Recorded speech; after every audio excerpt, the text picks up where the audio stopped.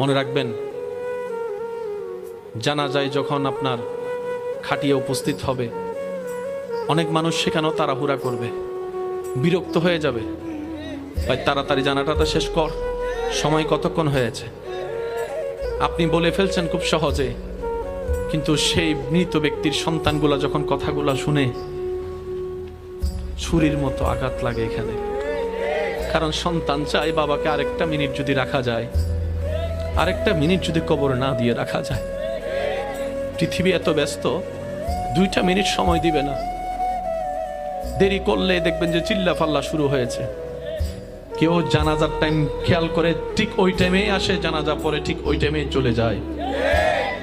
অল্প কিছু মানুষ কবর পর্যন্ত যায়, অল্প মানুষ কবরে নামে, অল্প মানুষ মাটি দিয়ে একটু, তারপরে জিয়ারত করার সময় দেখবেন মানুষ আরো অল্প হয়েছে। সেজন্য এই পৃথিবীতে যত দিল লাগাবেন তত আপনি কষ্ট পাবেন। লিখে রাখেন।